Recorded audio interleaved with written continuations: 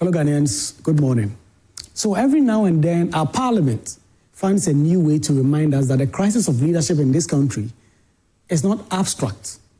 It is not theoretical. It is not philosophical. It is physical and visible and humiliating.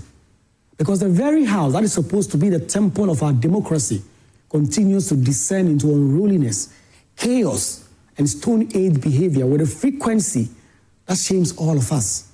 Yet somehow those involved walk away without consequences every single time, emboldened by the knowledge that in Ghana, leadership rarely pays a price for misconduct, that the people they represent will eventually move on to the next scandal.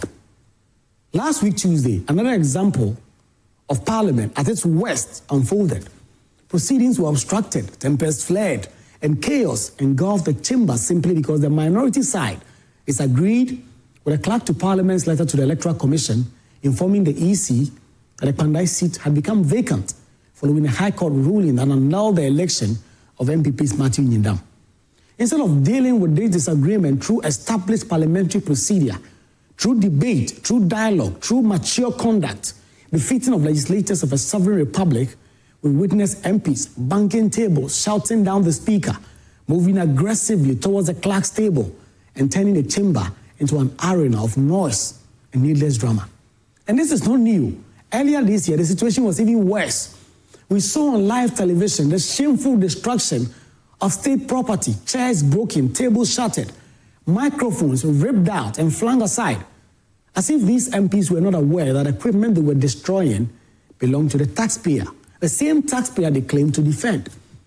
Yet, so many months have passed and not a single person has been held accountable. Not one MP has paid for the damage caused. At least, the public does not know. There has been no sanctions, no disciplinary action, no restitution, nothing. Leadership without accountability is not leadership. It is lawlessness.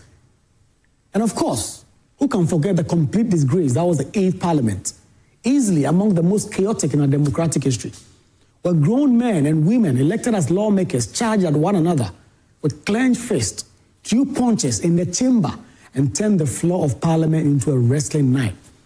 At dawn, the chamber was literally stormed by military men because MPs themselves had lost control of their own space. There were clashes over the speakership election, over the e-levy, over procedural disagreements, and every time the country watched in embarrassment as the people entrusted with lawmaking exhibited conduct that would get any ordinary citizen arrested for disorderly behavior. Yet through all of this, all these shameful episodes, there's been no accountability, no deterrence, no meaningful consequences, which is precisely why the behavior persists. Parliament has created a culture where misconduct in Parliament and the floor is normalized, where apologies are issued half-heartedly or not at all, and where MPs behave with impunity because they know they are shielded by political parties, by internal parliamentary politics, and by weak enforcement of their own rules. And then when ordinary citizens criticize them, harshly perhaps, when journalists describe their conduct sometimes with the colorful words that it deserves, when someone expresses frustration with the quality of leadership in Parliament, then suddenly someone in Parliament remembers that it has powers of contempt. Suddenly, these become sensitive. Suddenly, these acts are offensive. Suddenly, they threaten to hold citizens before the Privileges Committee. But how can a house that do not appear to be able to discipline its own members claim the moral authority to discipline citizens? How can a Parliament that behaves so contemptuously of itself every week then turn around and cite others for contempt?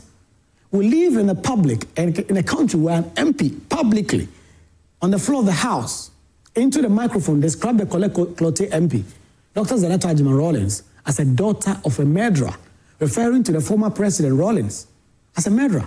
A completely unacceptable and defamatory statement made inside Parliament. Yet there's been no consequences whatsoever.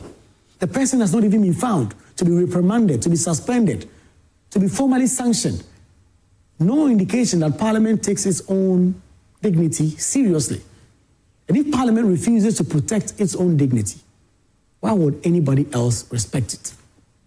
Fellow Ghanaians, this cannot continue. We cannot keep watching our elected representatives cheapen our democracy and erode the respect and authority of Parliament. This is the same Parliament that holds the power of the purse, approve budgets, scrutinizes ministers, shapes the laws that governs our everyday lives. If this institution becomes a circus, then the republic itself begins to wobble. The conduct we are seeing does not only disgrace Parliament, it undermines democracy itself. Because citizens lose trust, they lose confidence, they lose hope, and ultimately, they lose the will to defend the very institutions they see being desecrated by the people who lead them. Alban Bagbin is a disciplinarian. He must enforce discipline. The majority and minority leaders must stop hiding behind partisanship and start putting the dignity of the House first. There must be real consequences when MPs misconduct themselves, when they destroy property, when they obstruct legitimate parliamentary business, when they treat the chamber as though it were their party headquarters. If you break a microphone, you must pay for it. If you disrupt proceedings illegally, you must face sanctions. If you verbally assault colleagues with defamatory remarks, you must be held accountable. Democracy does not thrive where leaders behave in a way and then expect citizens to clap for them. Parliament must reclaim its dignity or then risk becoming an institution nobody takes seriously. I report from Parliament. I have great respect for the institution, and the Speaker must begin to do just that. Good morning, fellow Ghanaians.